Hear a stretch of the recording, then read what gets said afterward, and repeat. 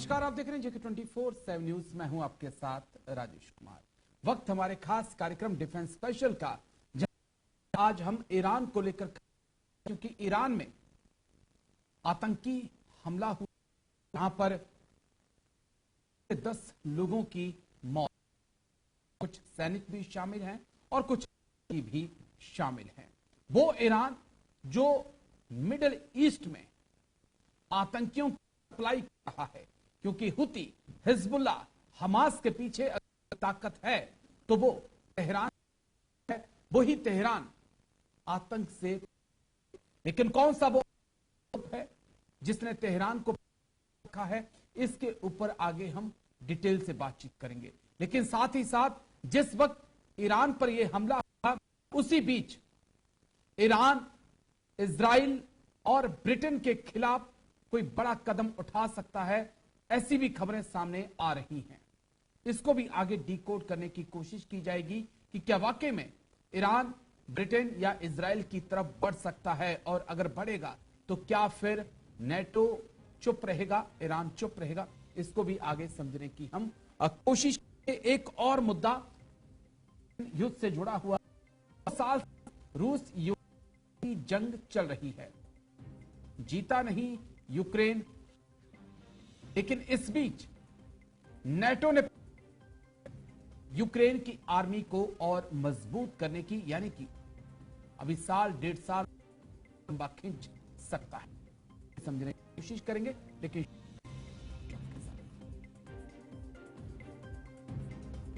तो बड़ी खबर आपको बता दें इस वक्त की, एक और आतंकी हमले में 5 ईरानी सैनिकों की मौत।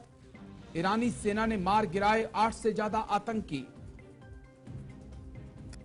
से कमांडर की मौत का बदला लेगा ईरान। बड़ी खबर आपको बता दें इस वक्त की, ईरान की जमीन और आतंकी हमला, आतंकी में 5 ईरानी मौत हुई। बड़ी खबर की आपको बता दें,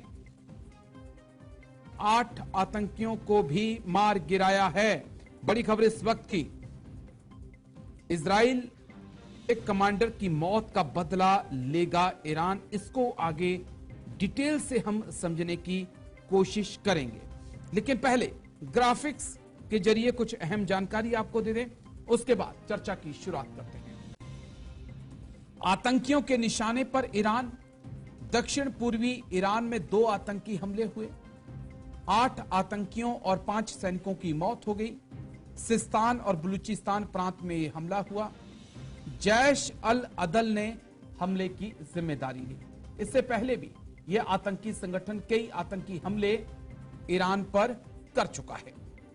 पाक ईरान सीमा पर जैश अल अदल। अब एक डिटेल से बात, ईद से पहले बदला, ऐसी खबरें सामने आ रही हैं की मौत। नेशनल साइबर डायरेक्टोरेट की बदला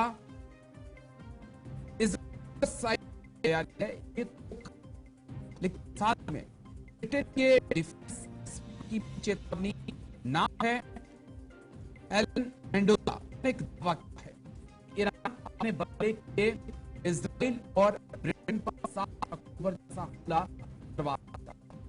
अगर ऐसा होता है तो क्या इजराइल के पास और क्या इतना ताकतवर कि वो ब्रिटेन तक पहुंच सके या फिर इजराइल की जमीन पर एक और हमला करा सके, इसे आगे डिकोड करने की कोशिश करेंगे। चर्चा की शुरुआत करते हैं 2 खास मेहमानों के साथ। हमारे साथ मेजर जनरल राजन कोचर, जाने माने डिफेंस एक्सपर्ट हैं, वो जुड़ चुके हैं। बहुत बहुत शुक्रिया सर। जय हिंद। सबसे पहले अनुपम तिवारी हैं, एयरफोर्स ऑफिसर हैं, जाने माने डिफेंस एक्सपर्ट हैं। बहुत बहुत शुक्रिया। जय हिंद सर, आपको भी शुक्रिया राजेश जी, जय हिंद। थैंक यू समय देने के लिए आप दोनों को। सर, मैं ईरान के अलग अलग पहलू को आज समझना, पहले तो मैं ये समझना चाहूंगा कि ईरान जो कि मिडिल ईस्ट का ऑक्टोपस बन चुका है, जितने मिडिल ईस्ट के अंदर आतंकी संगठन है, कोई ऐसा आतंकी संगठन नहीं है जिसके तार से ना वो आतंकी घटनाओं से परेशान है। इसे हम किस लिहाज से देख सकते हैं? राजेश जी, एक बहुत इंपॉर्टेंट है कि हमको मिडिल ईस्ट के जो पॉलिटिक्स है या जियो पॉलिटिक्स है जो मिडिल ईस्ट का, उसको हमको समझना पड़ेगा। जी। आप जानते हैं कि ईरान एक ऐसा देश है मिडिल ईस्ट में जिसको कोई लाइक नहीं करता है, और उसके अपने जो इस्लामिक देश भी हैं, अगर आप सऊदी अरेबिया को ले लीजिए, यूएई को ले लीजिए, तो इतने खास अच्छे संबंध ईरान के इन देशों के साथ नहीं रहे। दूसरा, चाइना अभी मिडिल ईस्ट में एक बहुत बड़ा प्लेयर बन के आ गया, और चाइना ने कमान अपने हाथ में ले ली है, और वो कोशिश कर रहा है कि वो ईरान में अपना एक बेस बना सके, या अपना, देखिए आप चबार में भी चाइना का एक बहुत बड़ा रोल सामने आ रहा है। और बेसिकली आपने ये सारी चीजें इसलिए देख रहे हैं बिकॉज चाइना यूनाइटेड स्टेट्स को काउंटर करना चाहता है, और उसका जो यूनाइटेड स्टेट्स का इन्फ्लुएंस है मिडिल ईस्ट में, उसको कम करना चाहता है। और आपने जितनी भी टेररिस्ट ऑर्गेनाइजेशन के बारे में अगर हम बात करें कि अभी ईरान में भी क्यों ये टेररिस्ट अटैक्स हो रहे हैं, तो आप देखेंगे कि ये टेररिस्ट ऑर्गेनाइजेशन भी एक अम्ब्रेला के अंदर नहीं काम करती हैं। कुछ टेररिस्ट ऑर्गेनाइजेशन ईरान कंट्रोल करता है, और कुछ टेररिस्ट ऑर्गेनाइजेशन और दूसरे देश कंट्रोल कर रहे हैं। आपने प्राइवेट आर्मीज के बारे में भी सुना होगा कि वैगनर आर्मी है, और यूनाइटेड स्टेट्स की भी आर्मी है, अफ्रीका में ऑपरेट करते हैं, सूडान में ऑपरेट करते हैं। ये बेसिकली इसलिए ऑपरेट करते हैं कि जो देश अपना जो अपनी फॉरेन पॉलिसी की और अपनी खुद की इन्वॉल्वमेंट को उसको ना दिखा के, और टेररिस्ट ग्रुप्स और प्राइवेट आर्मी के थ्रू अगर अपनी पॉलिसी को आगे लेके जाता है, तो ये एक कवर्ट फॉरेन पॉलिसी हम इसको बोलते हैं। अब आप देखिए कि जो आईएसआईएस है, जो अभी जो आईएसआईएस है, वो ज्यादा तौर पे ईरान में ये जो सारे अटैक्स प्लान कर रहा है, और जो ये जैशे अदल है जो हम एक स्प्लिंटर ग्रुप मानते हैं, इसको आईएसआईएस से भी सपोर्ट मिलती है, और इसको पैसे की जो सपोर्ट है, मॉनिटरी सपोर्ट है, वो इसको सऊदी अरेबिया से मिलती है। तो ये एक आपने इसको देखा कि ये देश सामने नहीं आना चाहते हैं, but at the same time ये ईरान को अंकुश में रखना चाहते हैं कि वो आज अगर मिडिल ईस्ट में ईरान को आपने एक लंबी छूट दे दी, तो आप देख रहे हैं वो न्यूक्लियर की तरफ भी जा रहा है, और वो अमेरिका को भी एक इसको जवाब देता है, और उसमें सैंक्शन लगने के बावजूद भी कुछ नहीं हुआ। तो ये सारी चीजों का अगर आप एनालिसिस अपना करेंगे, तो आप देखेंगे कि ये जितने भी अटैक्स हैं, इनके जो तार हैं, वो कहीं ना कहीं ऐसे देशों के साथ जुड़े हैं जिनके रिलेशन ईरान के साथ ठीक नहीं, ईरान से अच्छे नहीं है। चलिए मैं आता हूं फिर आपके पास, मैं अनुपम जी आपके पास आ रहा हूं। भारत में कहावत है, खरबूजे को देखकर खरबूजा रंग बदल लेता है। ईरान का बॉर्डर उसी पाकिस्तान के साथ लगता है जो 1970-80 के दशक से ही इन चरमपंथियों को पैदा करता आया है, आतंक को पैदा करता है। आज हम देखते हैं कि हिजबुल्लाह, हमास, हुती के पीछे ईरान का हाथ है। लेकिन जो राजन थी, उस पर भी मैं चीज समझना चाहूंगा कि क्या अपने रणनीतिक हितों को आज एक तमाम देश एक पॉलिसी के तौर पर इन आतंकी संगठनों का इस्तेमाल कर रहे हैं? हाँ राजेश जी, मैं भी इस बात से सहमत हूँ आपकी कि तमाम देश आजकल आतंकवाद को अपनी फॉरेन पॉलिसी बना चुके हैं, अपनी स्ट्रेटेजिक पॉलिसीज बना चुके हैं। पाकिस्तान का हमने नाम सुना है, उसके बारे में बात भी करते रहते हैं, लेकिन अगर हम देखें तो सिर्फ पाकिस्तान ही नहीं है, दुनिया की जो बड़ी महाशक्तियां हैं, चाहे अमेरिका हो, चाहे रशिया हो, चाहे चाइना हो, ये सब कंट्रीज भी अलग अलग तरीके से आतंकवाद को बढ़ावा देती हैं। हमने कई सारे ऐसे एग्जांपल्स देखे हैं, चाहे आप अलकायदा का नाम ले ले, चाहे आप आईसिस का नाम ले ले, चाहे आप जो भी बड़े बड़े आतंकवादी संगठन दुनिया भर में ऑपरेट कर रहे हैं, उनमें कहीं ना कहीं इन बड़ी महाशक्तियों का भी हाथ होता है, किसी न किसी तरह से वो बढ़ावा देते हैं। अब रही बात ईरान की, तो ईरान इस समय मिडिल ईस्ट में अपने प्रभाव को बढ़ाना चाहता है, अपने इफेक्ट के अंडर में बहुत सारे देशों को लेना चाहता है। इसी वजह से उसके तार हमास से भी जुड़ते हैं, हिजबुल्लाह से भी जुड़ते हैं, हाउती से जी। भी जुड़ते हैं। ईरान की भूमिका मुझे लगती है, ईरान अपने लिए मिडिल ईस्ट में एक नई भूमिका तैयार करना चाहता है। वो पुराने कैलिफेट के युग में अपने आप को ले जाना चाहता है, और कई बार उन्होंने, उनके जो सुप्रीम लीडर है, उन्होंने इसके बारे में बयान भी दिया था कि हम पुराने स्वर्णिम काल में जाना चाहते हैं, जब पूरे मिडिल ईस्ट में एक ही सल्तनत चलती थी, और उस सल्तनत में पहले जी। सुन्नी खलीफा बैठते थे, अब ईरान चाहता है कि शिया खलीफा बैठे, यानी ईरान खुद बैठे। इसी वजह से वो अलग अलग देशों को अलग अलग आतंकवादी संगठनों से उलझा करके रखना चाहता है। और साथ ही साथ इस समय मिडिल ईस्ट एक प्ले ग्राउंड बना हुआ है पूरी दुनिया के लिए। आप सीरिया का उदाहरण ले लें, आप इराक का उदाहरण ले लें, जी। कई सारे ऐसे कॉन्फ्लिक्ट जोन्स हैं। अभी आप गाजा पट्टी को देख रहे हैं, जहां पर पूरी दुनिया की बड़ी बड़ी आर्मीज लगातार आपको ऑपरेट करती हुई दिखेंगी, महाशक्तियां भी दिखेंगी। तो उस प्ले ग्राउंड में ईरान अपनी एक भूमिका चाहता है, वो चाहता है कि सब चीजें मेरे हिसाब से डिक्टेट करें। तो यही वजह है, एक अति महत्वाकांक्षा है ईरान की, और इस अति महत्वाकांक्षा को ब्रेक करने के लिए तमाम देश लगे भी हुए हैं।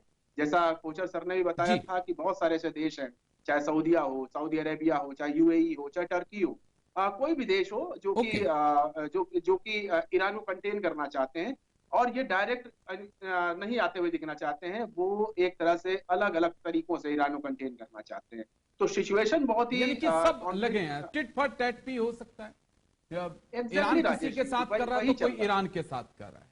जी। है। चलिए एग्जैक्टली। मैं आता हूं, क्योंकि ये मुद्दा एक और है, एक एंगल इसका और है जो मैं समझना चाहूंगा। अब एक डिफेंस एक्सपर्ट है ब्रिटेन के एलन मेंडोजा, कल उन्होंने एक दावा किया। वो कहते हैं कि ईद से पहले या ईद तक या उसके आसपास ईरान इजराइल से और ब्रिटेन से बदला लेने की तैयारी कर रहा है।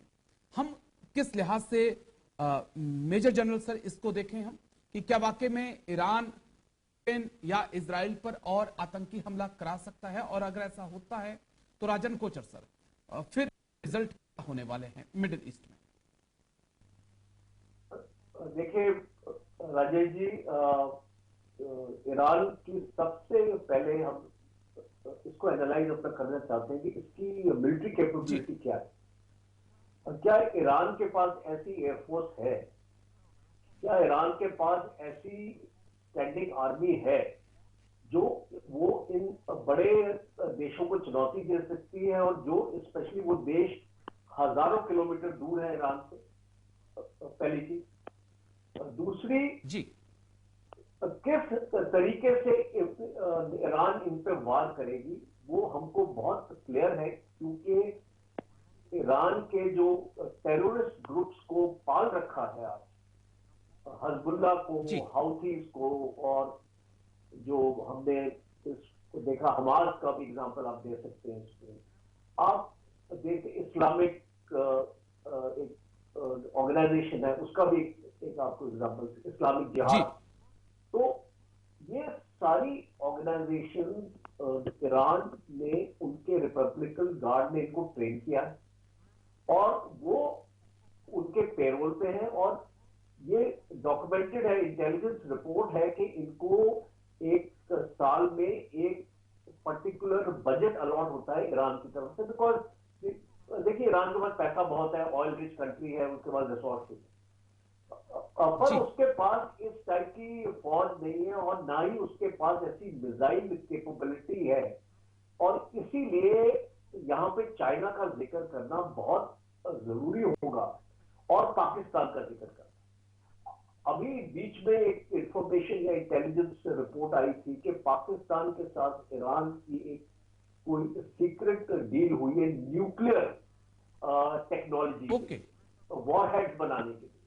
तो अब चिंता का विषय हमारा ये है कि अगर ईरान के पास ये कैपेबिलिटी आ जाती है, और चाइना भी उसको ये कैपेबिलिटी दे सकता है, और पाकिस्तान भी वो उसको ये कैपेबिलिटी दे सकता है, तो वो एक ऐसा देश है कि वो एक न्यूक्लियर स्ट्राइक, मिसाइल स्ट्राइक भी ग्रेट ब्रिटेन के ऊपर या यूनाइटेड स्टेट्स के इजराइल के ऊपर, बिकॉज ये ईरान के एरिया ऑफ इन्फ्लुएंस में आ जाता है।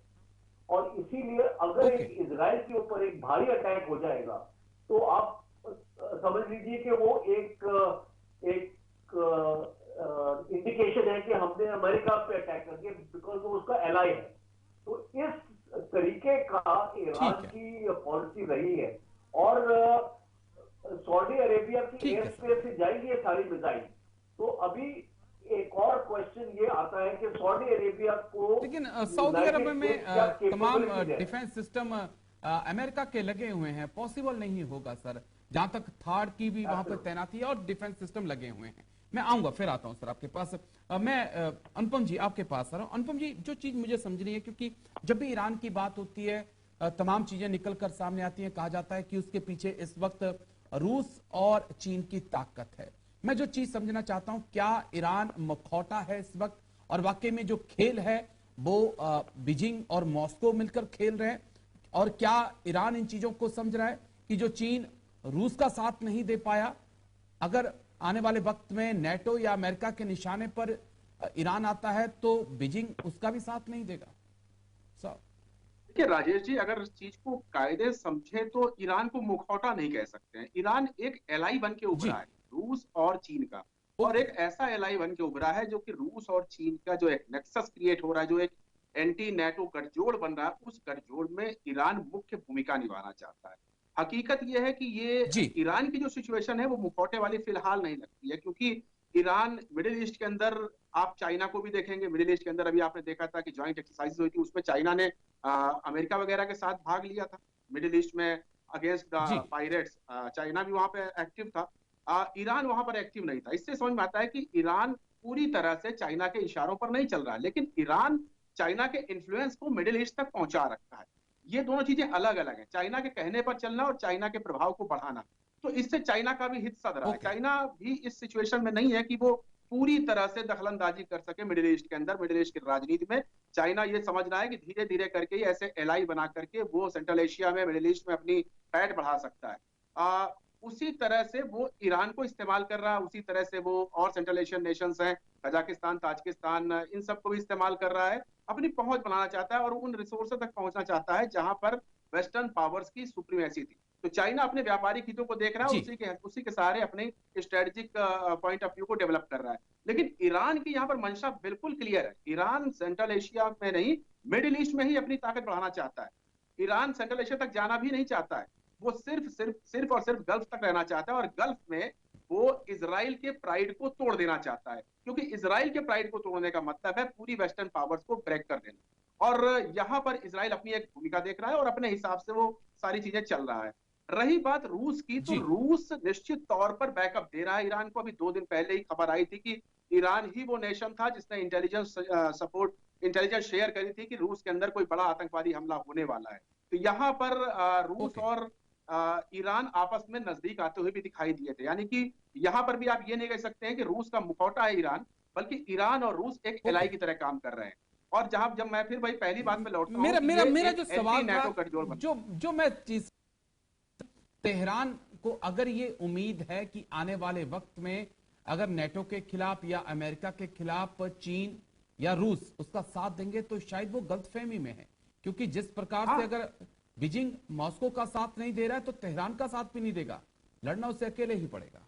निश्चित तौर पर यही कंक्लूजन यही है कि ये तीनों एलाइज हैं, इनके साझा हित जरूर हैं। वो व्यापार की बात करते हैं, वो अपने आर्मामेंट्स को एक दूसरे को बेच रहे हैं, लेकिन जरूरी नहीं है कि एक दूसरे के सिचुएशन में जाकर के डायरेक्ट इंटरफियर करें। जिस तरह से चीन ने नहीं किया, लेकिन चीन ने इनडायरेक्ट सपोर्ट जरूर रूस को दिया है। अगर आप देखें तो रूस का जो तेल का व्यापार है वो भारत और चीन की वजह से ही जिंदा है, अदरवाइज रूस के अंदर एनर्जी क्राइसिस खड़ी हो गई होती। भारत के लिए तो ये कहा जा सकता है कि हम रूस के पुराने साझेदार हैं, लेकिन चीन के लिए कहा जा सकता है उसने मौके पर चौका मारा है, उसने इसी समय रूस के साथ अपनी घनिष्ठता बढ़ा ली है। तो ये सिचुएशन है, अलग अलग सिचुएशन को अलग अलग तरीके से हैंडल किया जा रहा है। ठीक है, मैं आता हूं सर आपके पास, लेकिन राजन कोचर सर, एक सवाल और मेरे जहन में आ रहा है जो मुझे लगता है कि उसका जवाब बहुत जरूरी हो जाता है इस वक्त पर। हम अमेरिका की रणनीति में काफी बदलाव देख रहे हैं। अगर इस प्रकार के हालात होते थे, अमेरिका काफी एग्रेसिव हो जाता था आज से 10 साल पहले तक, लेकिन अब हम देख रहे हैं कि हुती के आगे भी वो एक रिक्वेस्ट करते हैं कि आप हमले मत करिए, और हम आपके ऊपर भी हमले नहीं करेंगे अगर आप जो यहां से शिप निकले हैं उनके ऊपर हमले ना करें। हिजबुल्लाह के ऊपर भी एक लिमिट तक अमेरिका चुप है, हमास के ऊपर भी एक लिमिट तक खामोशी बना रखी है। ईरान को लेकर भी कुछ ऐसा है। तो कैसे हम अमेरिका की अब भूमिका देखें? क्या घटती पावर का एहसास है या फिर एक मजबूत राष्ट्रपति का इंतजार आने वाले वक्त में अमेरिका की आवाम कर रही है और दुनिया कर रही है? बहुत इंपॉर्टेंट है अंडरस्टैंड करना कि अमेरिका का आज वर्ल्ड जो पॉलिटिक्स में औहदा क्या है, बड़ा है या कम हुआ है, और अमेरिका उस तरीके के एक्शन क्यों नहीं ले रहा जो वो पहले लेता था। पहली चीज आप देखिए कि अमेरिका का जो अवाम है वो नहीं चाहता कि अमेरिका को अपने ट्रूप्स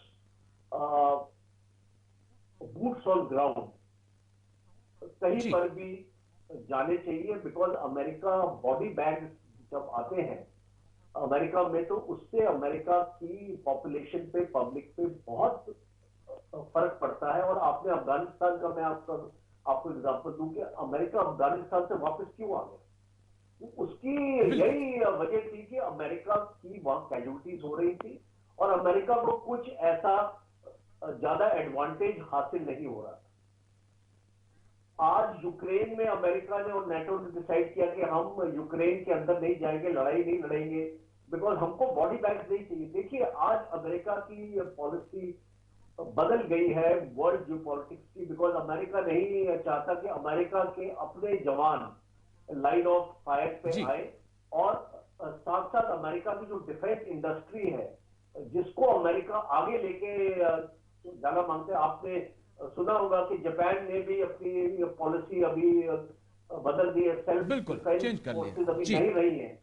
और आपने साउथ कोरिया में भी देखा कि साउथ कोरिया भी हथियार मांग रहा है अमेरिका से नॉर्थ कोरिया को काउंटर करने के लिए। तो अमेरिका का मकसद पूरा हो रहा है और अमेरिका का मकसद अपनी इकोनॉमी को बेटर करना है और वो अपना मकसद अपना पूरा कर रहा है। मिडिल ईस्ट में इजराइल को हथियार दे रहा है, तो सारी जगह अमेरिका अपनी इंडस्ट्री को मजबूत कर रहा है। और अमेरिका को जरूरत क्या है अपने फोर्सेस में और दूसरों की लड़ाइयों में अभी पढ़ने के लिए, बिकॉज इनडायरेक्टली अमेरिका तो वैसे ही सपोर्ट कर रहा है। और दूसरा इंपॉर्टेंट जो आपने भी जिक्र किया कि अमेरिका में इलेक्शंस हो रहे हैं और अभी ये बहुत क्रूशियल टाइम है जिसमें अमेरिका कोई ऐसा डिसीजन नहीं लेना चाहता है जिससे बाइडेन के इलेक्शन प्रोस्पेक्ट्स पे असर पड़े, बिकॉज ट्रंप रेडी है इसके लिए कि अगर कोई ऐसा एक्शन होता है तो वो उसको बाइडेन को क्रिटिसाइज अपना कर सके और इसको वैसे ही बाइडेन की रेटिंग जो है वो दिन पे दिन डाउन होती जा रही है, लगातार डाउन होती जा रही है। माफी चाहूंगा, मुझे एक छोटे से ब्रेक के लिए रुकना है सर, क्षमा चाहूंगा। एक छोटे से ब्रेक के लिए हम रुकते हैं, ब्रेक के उस पार चर्चा को जारी रखेंगे, लेकिन मुद्दा इस बार रूस और यूक्रेन का होगा, उसको समझने की कोशिश करेंगे। पहले छोटा सा ब्रेक, जल्द हाजिर होते हैं।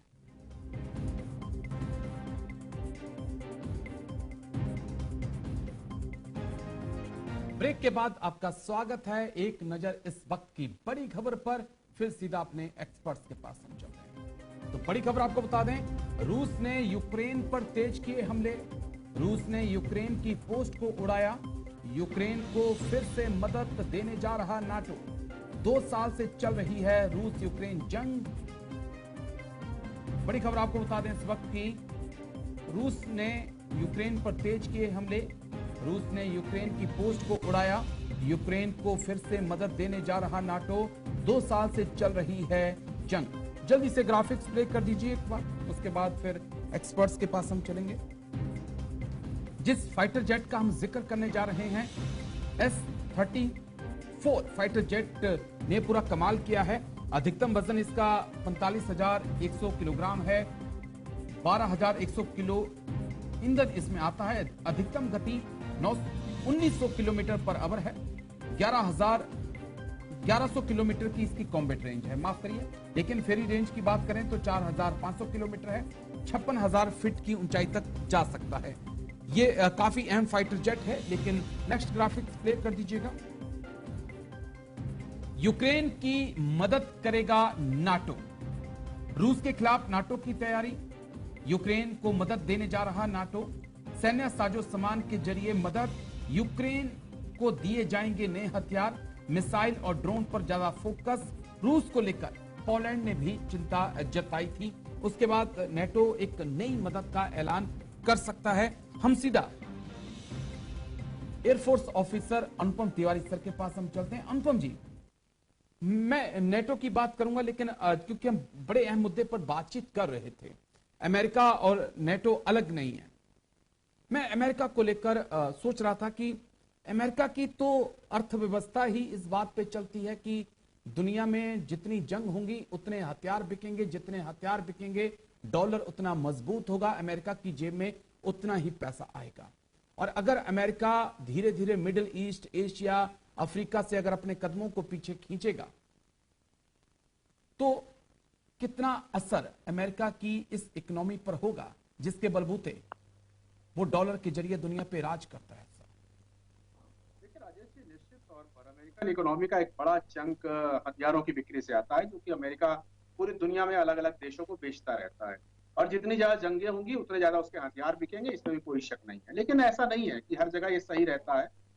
जैसे आप देखें, इस समय टेक्नोलॉजी की बात होती है, स्वीडन वगैरह कंट्रीज हैं जो डायरेक्ट युद्ध में कभी बहुत कम देखेंगे आप इन्वॉल्व होते हुए, लेकिन उनके भी एयरक्राफ्ट, उनके भी मिसाइलें, उनके भी काफी सारे इक्विपमेंट्स दुनिया भर में खरीदे जाते हैं, बेचे जाते हैं। तो अमेरिकन इकोनॉमी को झटका लग जाएगा ये नहीं मानता हूं मैं, अगर वो तमाम विवादों से अपने आप को बाहर कर लेगा। लेकिन हाँ, एक मैं असर अगर जरूर बीच में दिखाई आपको देगा। टोकूं, मैं अगर ऐसे बोलूं कि आग अमेरिका लगा देता है, आहुति डालने वो लोग पहुंच जाते हैं। हाँ, ये भी आप कह सकते हैं राजेश जी। आप सीजन्ड एंकर हैं और आपकी बात को मैं कैसे टाल सकता हूँ। हकीकत यह है कि निश्चित तौर पर अमेरिका और अमेरिका के जो एलाइज हैं उन सब की यही भूमिका रहती है कि जितने भी विवाद दुनिया जी। भर में हो रहे हैं उनको सुलझाने की तरफ ये लोग कदम नहीं बढ़ाते हैं। आप रूस यूक्रेन जंग को भी देख लीजिए, इसमें लगातार आग में घी डालने का काम किया जा रहा है। निश्चित तौर पर रूस यहाँ पर गलत कर रहा था, लेकिन नेटो और अमेरिका को ऐसी क्या जल्दी पड़ी थी कि यूक्रेन को अपने साथ शामिल करते, तमाम कंट्रीज को अपने खेमे में लेके आते, रूस को और ज्यादा जी। भड़काते। तो निश्चित तौर पर कई कई बार ऐसी कोशिश करी गई है कि आग लगे, आग में आहुतियां भी दी जाएं और इस आग से हमें व्यापारिक मुनाफा हो जाए। ये एक बहुत बड़ा खेल है और अर्थव्यवस्था के मोर्चे पर खेला जाता है, लेकिन इसकी जो सजा है, इसकी जो कीमत है, वो आम नागरिकों को भुगतनी पड़ती है। और इस चीज को दुनिया अब धीरे धीरे करके समझने लगी है। तभी आप देखें, भारत जैसे देश जो कि एक बहुत बड़ा खरीदार बन सकते थे अमेरिकन इक्विपमेंट्स का, उन्होंने अपनी जी। खरीदों को डाइवर्स किया है। सिर्फ अमेरिका, सिर्फ रूस के ऊपर हम डिपेंड नहीं है, हम फ्रांस से भी लेते हैं, ग्रेट ब्रिटेन से भी सामान लेते हैं, और सबसे बड़ी बात, हमने अब कदम बढ़ाया अपने आप चीजों को डेवलप करने का। तो इस तरह से चीजें सारे देश सीख रहे हैं। और ये आज नहीं तो कल इस तरह की सिचुएशन आएगी जब हथियारों की इस मंडी में एक लगाम लगाई जाएगी, लेकिन अभी शायद वो समय नहीं आया, अभी बहुत आगे है। हम बात कर रहे थे रूस और यूक्रेन जंग की, तो निश्चित तौर पर रूस यूक्रेन जंग में जी। कुछ चीजें अब देखने को मिल रही जिनके कयास पिछले हफ्ते से ही लगाए जा रहे थे। मुझे याद है आपके ही शो पर हम लोग बात कर रहे थे जब जेलेंस्की साहब ने ये दावा किया था कि वो रूस के अंदर घुस करके अटैक करने वाले हैं, और उसके बाद उन्होंने कुछ जी। एनर्जी प्लांट्स के ऊपर उन्होंने अटैक करवाए भी थे, ड्रोन अटैक करवाए थे।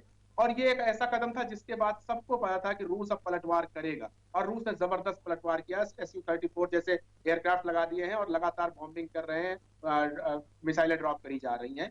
तो यूक्रेन का विध्वंस होना तय है, इसमें कोई दो राय नहीं बची है। यूक्रेन अभी भी नहीं समझ रहा है कि उसको इस बड़े खेल का एक मोहरा बनाया गया था, और जेलेंस्की साहब शायद अब इस जन्म में इस बात को नहीं मानने वाले हैं। तो अभी वहां पे और तबाही के मंजर दिखने वाले हैं। लेकिन हाँ, जैसा आपने पॉइंट आउट किया था, मैं पूरी तरह कहता हूँ, पूरी तरह समर्थन करता हूँ कि ये जो बड़ा खेल चल रहा है अर्थव्यवस्था के मोर्चे पर, और जिसकी वजह से आम आदमियों को, आम इंसानों को अपनी जानें देनी पड़ रही हैं, उस खेल को रोकने का अब बहुत जरूरी हो गया है। उसको रोकना चाहिए, अदरवाइज इन बड़े राक्षसों के बीच में छोटी छोटी मछलियां ऐसे ही पिसती रहेंगी। ठीक है, मैं आता हूं सर, और कई इंटरेस्टिंग सवाल हैं, लेकिन मेजर जनरल राजन कोचर सर, एक और चीज जो बहुत जरूरी है, क्योंकि अमेरिका को लेकर मेरी और आपकी लंबी बातचीत हुई, सबके साथ भी बातचीत हुई। अमेरिका का मिलिट्री तौर पर डिक्लाइन, चाइना का राइज, इंडिया के हिसाब से उस वक्त जब LAC और हिंद प्रशांत महासागर में आपको घेरा जा रहा है, कितना बड़ा चैलेंज है सर इंडिया के लिए? देखिए राजेश जी, मैं ये चीज को नहीं ऐसे समझूंगा कि अमेरिका का डिक्लाइन और चाइना का राइज। अब आप देखिए अमेरिका के मैंने इसलिए कहा क्योंकि सर मैं क्लियर कर देता हूं, जिस प्रकार से अफगानिस्तान से निकला, जिस प्रकार से आईएसआईएस के खिलाफ जंग छोड़ी, जापान खुद अपने आप को तैयार कर रहा है, फिलीपींस अपने आप को तैयार कर रहा है, ताइवान खुद अपने भरोसे हो रहा है, तो वो चीज नहीं दिखाई पड़ रही है सर अमेरिका के अंदर। मैंने इसलिए इस शब्द का इस्तेमाल किया, टर्म का इस्तेमाल किया सर। अजय जी, थोड़ा इसको हम अलग तरीके से समझते हैं। ठीक है। चाइना का जितना भी राइज है, आपने देखा कि चाइना ने अपना जो फोकस है वो टेक्नोलॉजी पे रखा है, और आपने देखा कि चाइना की फौज में कटौती हुई है, और चाइना ने अपनी फौज को 3 से 4 लाख कम कर दिया है, और टेक्नोलॉजी पे जोर दिया है। रॉकेट फोर्स आ गई है, स्ट्रेटेजिक सपोर्ट फोर्स आ गई है, और चाइना ने अपनी नेवी को मजबूत किया। अब आप देखिए, कोई भी देश अगर एक सुपर पावर बनना चाहता है तो वो अपने बाउंड्री के आगे जाके इन्फ्लुएंस करना चाहता है, अपने देश से हजारों किलोमीटर जाके इन्फ्लुएंस कर सकता है। तो आज अमेरिका के पास वो क्षमता है, और वो चाइना ये क्षमता को लेने की कोशिश कर रहा है। इसीलिए अभी जो डिस्पैरिटी हम देखते हैं, जैसे आपने राइटली इसको ब्रॉट आउट किया है कि चाइना की जो नेवल पावर है वो काफी मजबूत हो चुकी है, अमेरिका की नेवल पावर का वो मुकाबला कर सकती है। लाइन ऑफ एक्चुअल कंट्रोल की बात करें तो आप देखिए, आज की जो चाइना के साथ हमारी जो लड़ाई है, अगर हम इसको फ्यूचर में लेके जाएंगे तो ये लद्दाख तक सीमित नहीं रहने वाली है। अब ये इंडियन ओशन में भी आएगी ये लड़ाई, और चाइना इसकी कोशिश कर रहा है। मालदीव्स में आप देख लिए, इसको चाइना अब वहां पे आ गया है, और आप जो मान के चलिए चाइना अपना वहां पे एक मिलिट्री बेस बनाएगा, और वो इतना पास है इंडिया के और इंडिया की मैरीटाइम बाउंड्री के कि इंडिया को काफी वल्नरेबिलिटी इसको आएगी। इसीलिए हम अपना कार निकोबार, एंडोमेंस और इस तरीके के हम अपने जो द्वीप है हम उनको मॉडर्नाइज कर रहे हैं, और वहां पे मिसाइल बेसेस लगाए जा रहे हैं, और इस तरीके का काम हो रहा है। दूसरा, या मलाक्का स्टेट्स में भी आपने देखा कि सरन पोर्ट जो है, जो इंडोनेशिया का है, वहां पर भी नेवल इन्फ्लुएंस है इंडिया के वहां। तो अभी आने वाले वक्त में हम इसको ये देख रहे हैं, हम रूल आउट नहीं कर सकते हैं कि हमारा एक जंग होगी चाइना के साथ, क्योंकि चाइना उस जंग की तैयारी कर रहा है। आप जितनी सैटेलाइट इमेजरी आपको मिल रही है, आपको जितनी इंटेलिजेंस रिपोर्ट्स मिल रही है लद्दाख से, बाकी एरिया से, वहां पे चाइना अपनी मिसाइल बेसेस लगा रहा है, अपने अंडरग्राउंड बंकर अपना क्रिएट कर रहा है, अपने एयरफील्ड को बेटर कर रहा है, अपने जो डिफेंस सिस्टम को बेटर कर रहा है, और अपनी जो आईएसआर कैपेबिलिटी है जिसको बोलते हैं intelligence surveillance and reconnaissance capability को मजबूत कर रहा है। और इंडियन आर्मी के चीफ जनरल मनोज पांडे की भी स्टेटमेंट आपने सुनी है कि ये it is a very unnatural situation, इतनी स्टेबल सिचुएशन नहीं है वहां। तो we have to understand all this. हम इस एनवायरमेंट में जी रहे, इसीलिए यूनाइटेड स्टेट्स हमारे लिए बहुत अहमियत है, हमारी स्ट्रेटेजिक पार्टनरशिप है। जिस तरीके के हथियार हमको चाहिए चाइना को काउंटर करने के लिए, वो हथियार हमको यूनाइटेड स्टेट्स दे सकता है, हमको रशिया दे सकता है, हमने इजराइल से लिए हैं, हमने फ्रांस से लिए हैं, और जैसे अनुपम जी भी बता रहे थे कि हम क्योंकि अपने आपको एक जगह से सीमित नहीं कर रहे। ठीक है, समय थोड़ा सा क्योंकि कम होता जा रहा है। एक आखिरी पॉइंट अनुपम जी जो मैं समझना चाहूंगा आपसे, क्योंकि साफ है ये कि आने वाले वक्त में टकराव होगा, इस चीज को नकारा नहीं जा सकता, चाहे वो एलएसी के इस तरफ तैयारियां हो, चाहे एलओसी के उस पार, और दुश्मन को देखकर तैयार रहना बहुत जरूरी भी होता है। लेकिन जो मेरा पॉइंट है, जिस प्रकार से सर चीन तैयारियां कर रहा है, साफ तौर पे कभी जिक्र ताइवान का आता है, कभी फिलीपींस का आता है, कभी हिंदुस्तान का, कभी जापान का, तो कभी अमेरिका का आता है। लेकिन क्या बीजिंग ने जो हाल देखा है अमेरिका का अफगानिस्तान के अंदर आईएसआईएस के खिलाफ ऑपरेशन के अंदर, इराक के अंदर कहें या रूस का यूक्रेन के अंदर कहें, क्या इन सब चीजों को देखकर जिनपिंग अभी सोच में हैं आगे बढ़े ना बढ़े, क्योंकि उनका एक भी फैसला उल्टा पड़ सकता है। भारत के खिलाफ गए, हार हुई तो शायद दुनिया में मुंह दिखाने लायक ना रहे। और शायद यही बात है कि अगर आप जिनपिंग के ऑफिस से जो खबरें निकल के आती हैं वो दुनिया को कम एड्रेस करती हैं, उनके खुद के अवाम को ज्यादा एड्रेस करती हैं। वो शी जिनपिंग अपनी देश की इकोनॉमी को सुधारने के लिए अपने ही देश में एक प्रोपेगेंडा का वातावरण बना करके रखना चाहते हैं, एक जबरदस्ती का नेशनलिज्म थोपना चाहते हैं, जिससे कि वो कभी ताइवान को की लालच दिखा करके, कभी फिलीपींस की लालच दिखा करके, कभी हिंदुस्तान के कुछ टुकड़ों को अपने में मिलाने की बात करके अपनी जनता को बरगलाते रहते हैं। तो मुझे लगता है कि अभी भी चीन भले ही बहुत विकास कर गया है, सर ने बिल्कुल सही बताया, नेवल प्रेजेंस उसकी बहुत ज्यादा बड़ी है, उसने अपने टेक्नोलॉजी के ऊपर लगातार काम किया है, लेकिन उसके बाद भी वो युद्ध करने की फिलहाल अगले 1 दशक तक भारत जैसी ताकत के साथ वो युद्ध करने की नहीं सोचेगा। क्योंकि इस एक युद्ध को सिर्फ आप मुठभेड़ मत मानिए, अगर ऐसा होता है तो ये बहुत बड़ी जंग होगी, ये विश्व युद्ध का रूप ले सकता है, क्योंकि पूरी दुनिया यहाँ पर कूदेगी, निश्चित तौर पर कूदेगी। सिर्फ भारत और चीन के बीच में ये युद्ध नहीं रहने वाला अगर होता है तो इस बात को चीन भी जानता है, और इसी वजह से कम 10 वर्षों तक, लेकिन जहां मैं 10 वर्षों की बात करता हूं तो आप अगले 10 वर्षों के लिए आप अपने आप बढ़ा लीजिए, क्योंकि 10 वर्षों में भारत भी जो तैयारियां कर रहा है वो भी चीन को दिखेंगी। अभी कल ही हमने अग्नि प्राइम का टेस्ट सफलतापूर्वक टेस्ट किया, अग्नि 5 हमारे पास पहले से है, और इस तरह की चीजें हम बना रहे हैं जिससे चाइना को भी डर लगता है। तो ये बहुत सारी चीजें केवल मुंह जबानी संदेश हैं जो कि भारत को कम और अपनी जनता को बरगलाने के लिए शी जिनपिंग के ऑफिस से निकलते रहते हैं। मुझे नहीं लगता कि इसको लेकर के हमें बहुत ज्यादा चिंता करने की आवश्यकता है। हाँ, अपनी तैयारियों में हमें कोई कमी नहीं रखनी चाहिए। जी चलिए, समय थोड़ा इतनी ही इजाजत दे रहा है, माफी चाहूंगा आप दोनों से, लेकिन बहुत बहुत शुक्रिया मेजर जनरल राजन कोचर सर मेरे साथ जुड़ने के लिए। अनुपम जी, आपका भी बहुत बहुत शुक्रिया, आप दोनों ने कीमती समय दिया और तमाम पहलुओं को इतनी बारीकी से मुझे और मेरे दर्शकों को समझाया है। तो डिफेंस स्पेशल में आज मेरे साथ इतना ही, कल फिर होगी मुलाकात, दीजिए इजाजत, नमस्कार।